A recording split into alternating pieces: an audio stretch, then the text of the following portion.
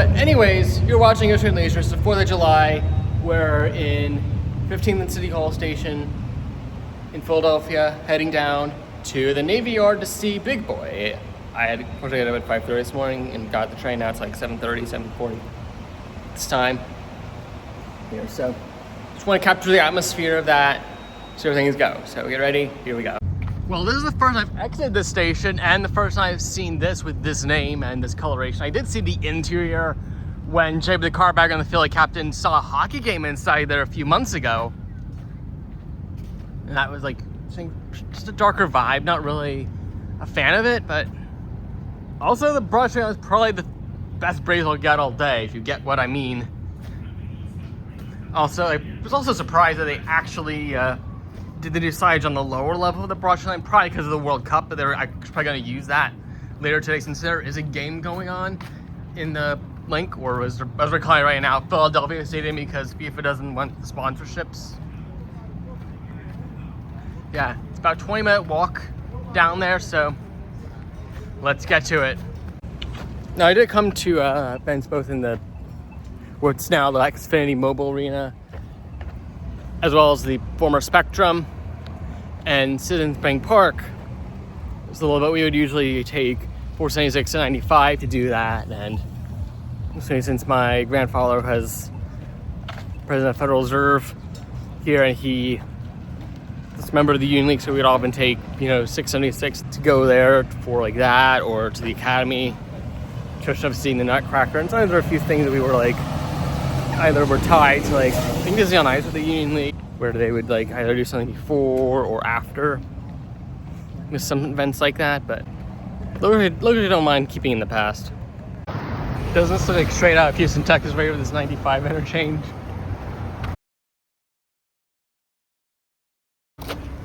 Here we are. And right here.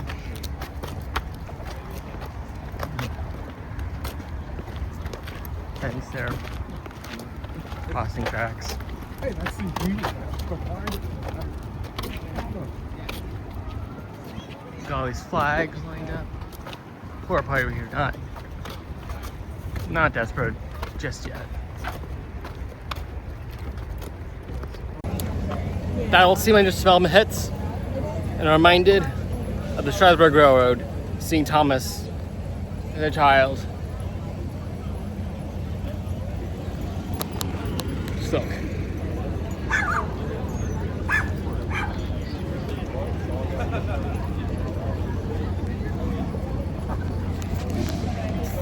Not sure if it's for tonight, but the only reason that it's been able to come out from coast to coast is because of the whole proposed Union Pacific-Norfolk Southern merger, but I could be, but maybe I'm not certain about that, but because it goes on a diesel as well, since there are two, actually 3 diesels pulling behind it.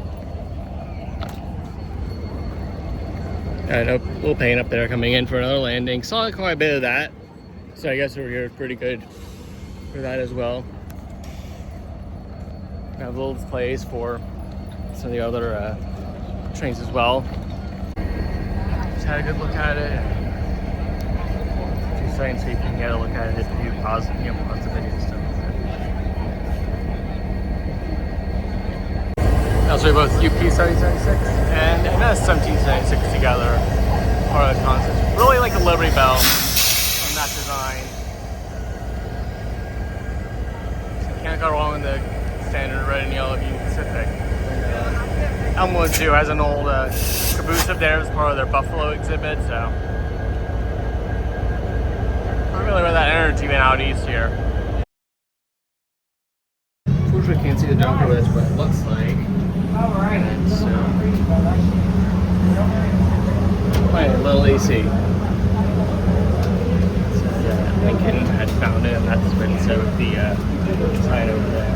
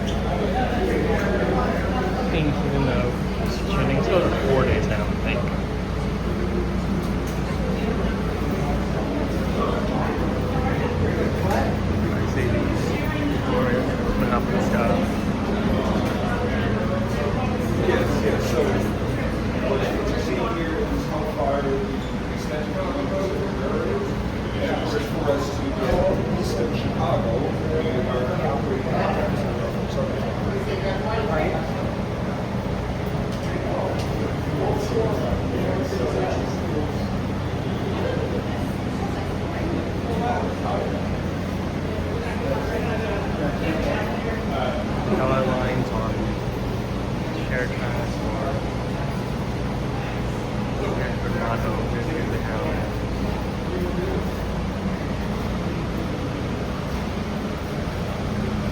It's not, but you can see a bit clearer on that one.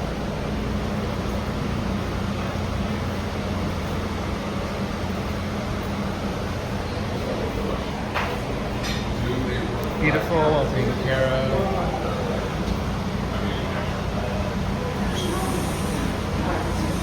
Very good commercial piece.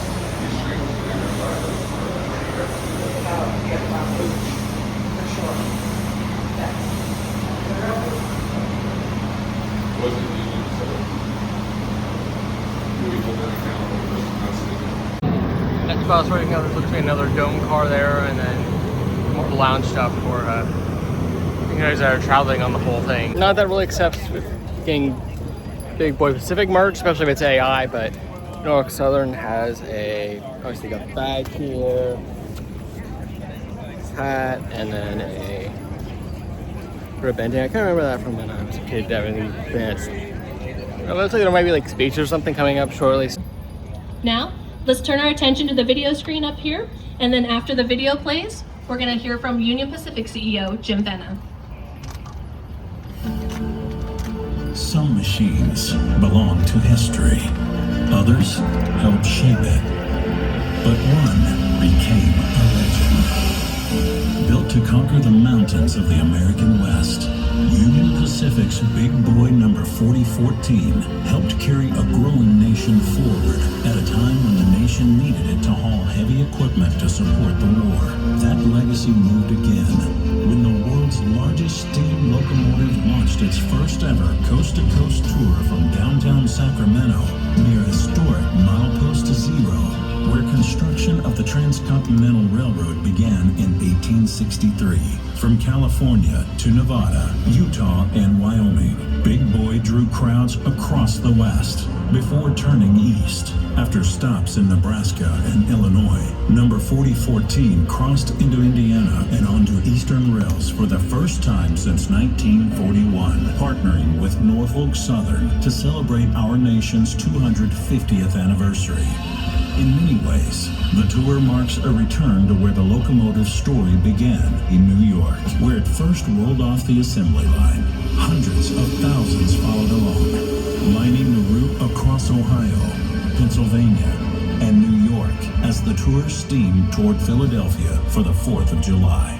As the nation celebrates 250 years, this coast-to-coast journey is a reminder that progress has always belonged to those willing to go further, to cross mountains, to bridge distance, to pursue what's possible. Railroads carry more than freight. They carry ideas, opportunity, momentum. They helped build a nation, because the story of railroading has always been about people. Every whistle echoes history, every mile honors those who came before, and every stop reminds us that America's story is still being written. Proof that what started at Milepost Zero is still moving this great nation forward.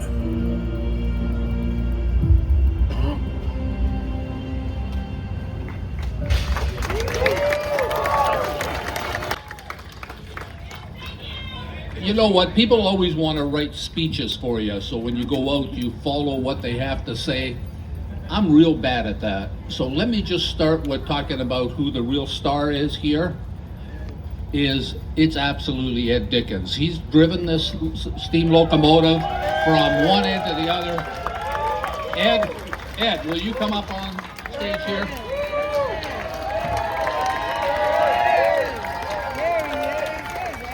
So when Ed and I were talking about doing this, and we knew that Norfolk Southern was the partner to do it with, and I got to give Mark a lot of credit and his whole team and being able to allow us to run it.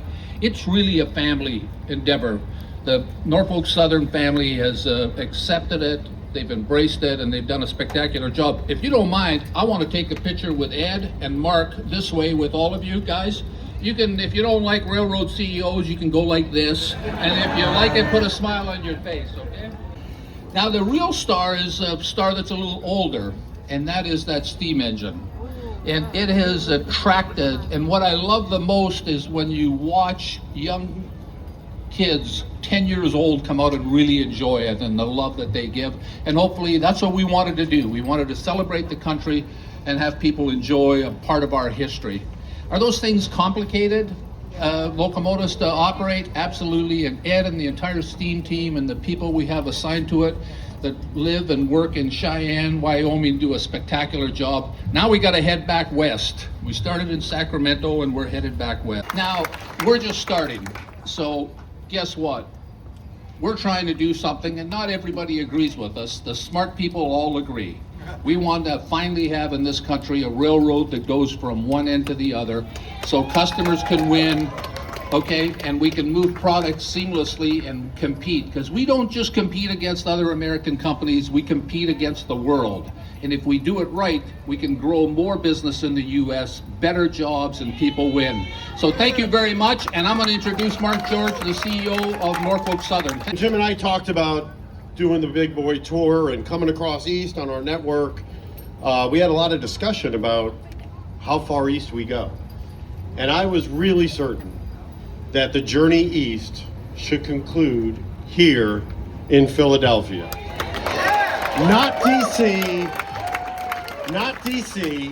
not New York City, but here in Philadelphia, because this is where the country was born, and we're here today to celebrate Independence Day, Philly Day. All right.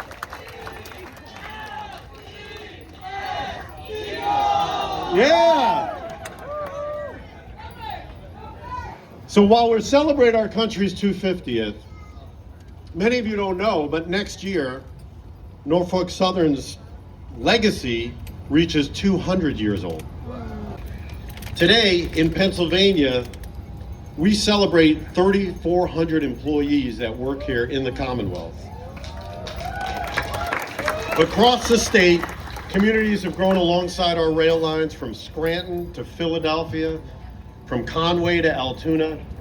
We are super proud to celebrate the people, the places, and the railroading heritage that continue to shape this Commonwealth.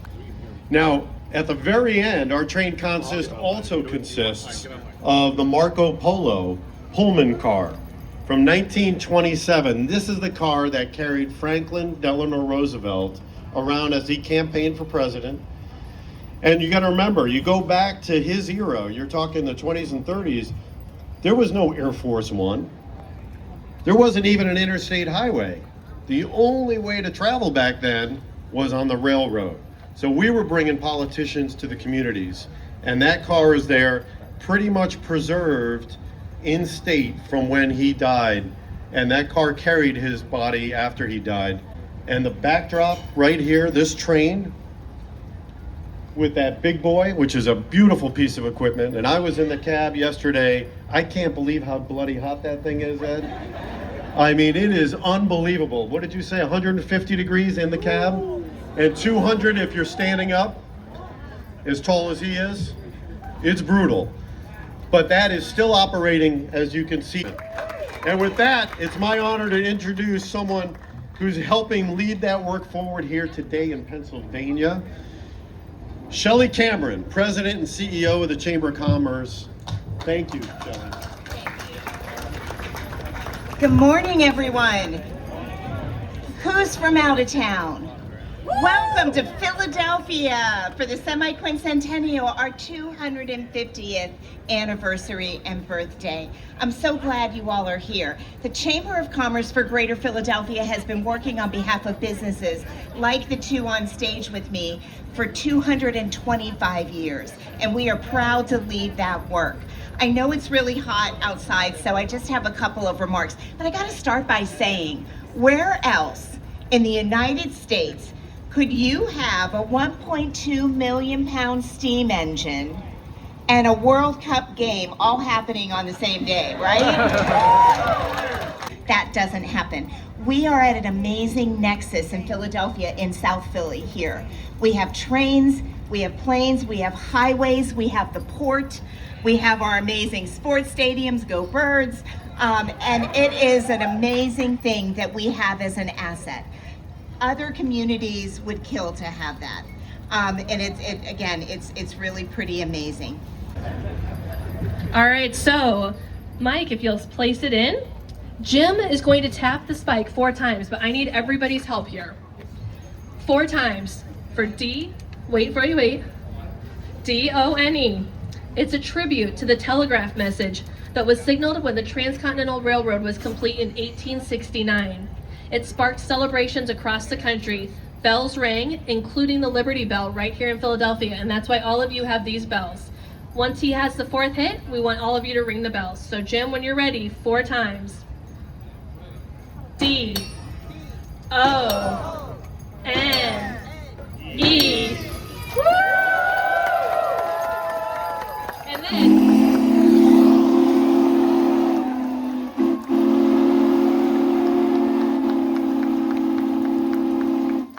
some highlights there from a big speech, the block party, and there is actually another Q&A thing for the engineers coming up in a little bit, but not really my interest, and it's just, you know, top, but there's one other thing I want to check out, and maybe get some lunch in the city before heading out. Hopefully, if there's not really anything up, then, you know, I might as well just head out, but simply try and find something. 1 hour later. So about an hour later, we're here on Independence Mall. I've met Cameron, an old friend of mine in the community. We met for a GCL conference because of Alan a few years back, but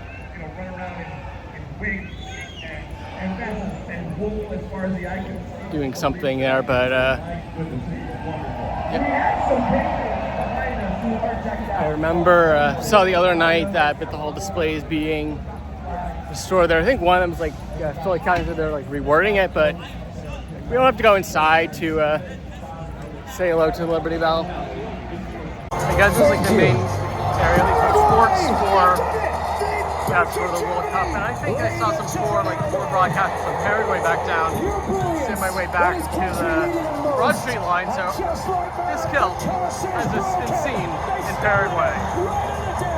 That's the goal that dreams are made. Just enjoying what's so Well, I think the line's very long, and Philly Capital is over there, so I'm like, eh. Mexico and the U.S. how they've been hosts.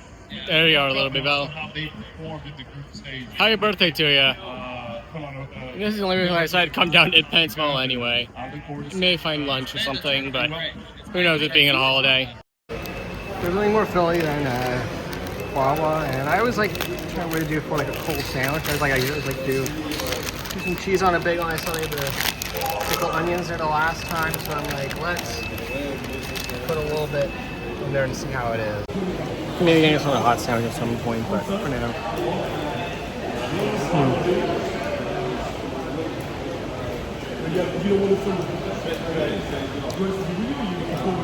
She goes well, the cheese, surprisingly. Wasn't sure about that. Later. Okay, so the haul here is the little medallion with the block party and big boy on a UP logo on the back. I did end up getting a fan on the way out with a little bell. I wanted to ring that. I kind of also wanted to show this to the Liberty Bell, but it was just too busy and you kind of made me forget. And then I also decided to take this on the way out. They're also like handing out Bibles as well, so it's a little pamphlet about related to the World Cup. So I'm like, it's got different football players and like see timeline of the sport. Then looks like the bandana with the Liberty Bell, Eagles, train tracks, Statue of Liberty, and then the horses for Norfolk Southern. Again, I felt I was worried the big boy stuff would be like AI and everybody wanted, so like wasn't worth it. For me, that's just not the type of person that I am. So yep, this is the whole coast to coast collection. So it's my haul from it. So yep, comment, subscribe, strike the bell.